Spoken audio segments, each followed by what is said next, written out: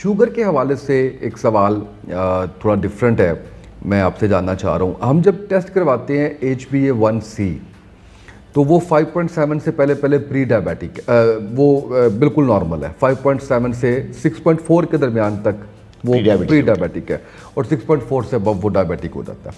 अच्छा, अब ये बताइएगा कि इसका जब हम टेस्ट करवाते हैं तो उसमें क्या कोई वेरिएशन आ सकती है? वेरिएशन से मुराद ये है कि क्या ये टेस्ट के अंदर कहीं लिखा होता है इसके जो मैनुअल है उसके अंदर कि इसमें कोई 0.01 से लेके 0.1 तक का फ़र्क या 0.10 तक का फ़र्क आ सकता है? फ़र्क मतलब रीडिंग में बात रीडिंग में, हाँ, टेस्ट की मैं उसकी आपसे पूछना चाह रहा हूँ, एक्यूरेसी पूछना चाह रहा हूँ। देखिए, ये टेस्ट जो है ना, इसकी जो एक्यूरेसी है वो थोड़ी सी मतलब नॉट 100%, ठीक है। ये 95 से 99% के दरमियान इसकी एक्यूरेसी वेरी करती है। आप पूछेंगे क्यों वेरी करती है? देखिए, ये जो HbA1c जो टेस्ट है ये कैलकुलेट किया जाता है।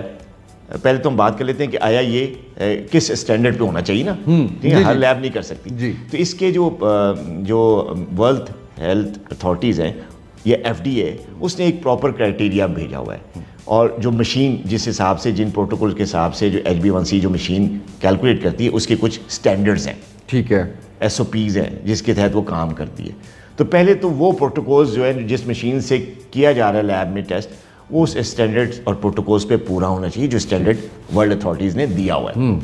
हमने ये देखता है पाकिस्तान में जब HbA1c करवाते हैं तो कई लैब्स ऐसी हैं जो कि अक्सर प्रॉपर जो है ना स्टैंडर्ड ऑपरेटिंग प्रोसीजर के तहत ये मशीन्स उसी तरह की स्टैंडर्ड पे ली गई हैं, उसी से करते हैं। लेकिन कुछ लैब्स ऐसी भी हैं जो कि उन जो उनकी मशीन्स हैं या पुराने मॉडल्स की हैं या वो उन जो प्रोसीजर्स के जो SOPs हैं उस पर पूरा नहीं उतरती।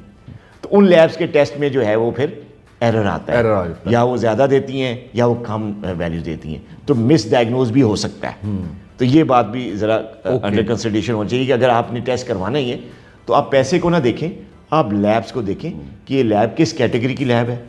आया ये प्रॉपर पाकिस्तान में एक वेल रिप्यूटेड लैब जो है समझी जाती है कि अगर आप किसी ऐसी लैब से जाएं जो कि गुमनाम लैब है, लोकल लैब है, वहाँ से करवा रहे हैं और डायग्नोसिस आपने फर्स्ट टाइम करवा रहे हैं, डायग्नोसिस करनी है या आपने शुगर को मैनेज करना है, तो फिर आप इस पे ना करें। बिल्कुल सही।